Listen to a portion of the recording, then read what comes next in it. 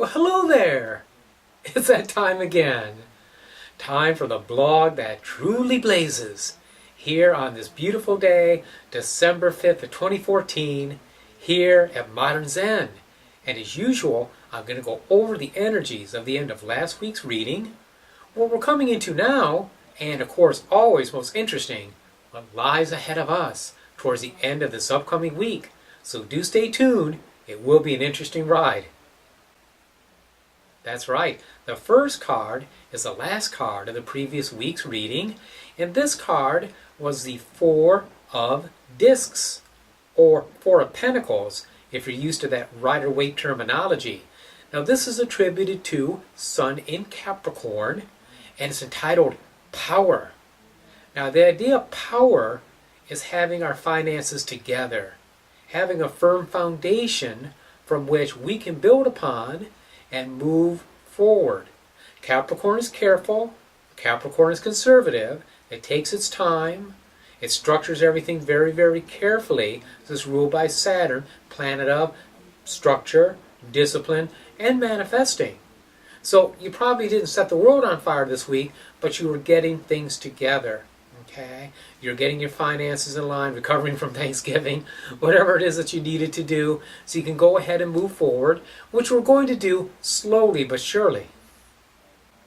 That's right. The next card, the card of the present, is a Knight of Discs.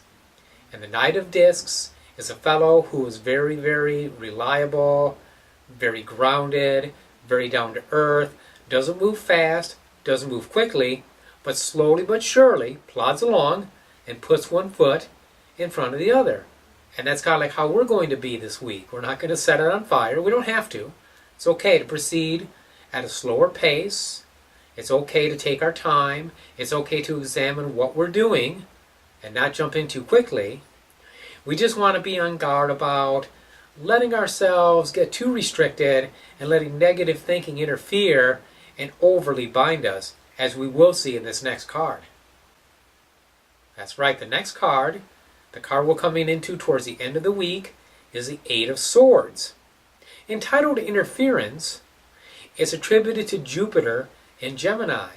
Now the interference isn't coming from outside. In the traditional Rider-Waite, you may be familiar with this card, it comes up as a woman who is blindfolded, her hands look like she's tied, and she's standing in the middle of 8 swords. She looks trapped. But here's the thing, she's not really, because if she shook her head, the blindfold would fall off. If she flexed her arms, the binds would fall away. There's a path to walk between the swords. But she's not seeing any of this. It's just as real as a physical jail. Now Jupiter is not well off in the sign of Gemini. It's what's called detriment, which is like the worst place that it can be. Because Jupiter wants to expand. Okay? Jupiter wants to explore. Gemini wants to kind of like analyze everything to the nth degree, and then analysis leads to paralysis. So what we're really saying here is just don't fall into negative thinking. Don't let yourself be restricted by fear.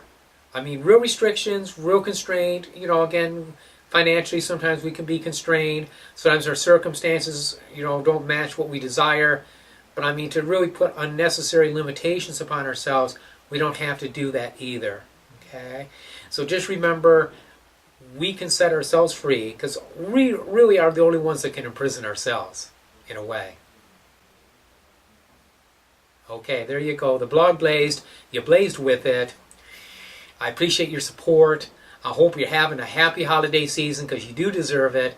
And until I see you next week, many, many blessings.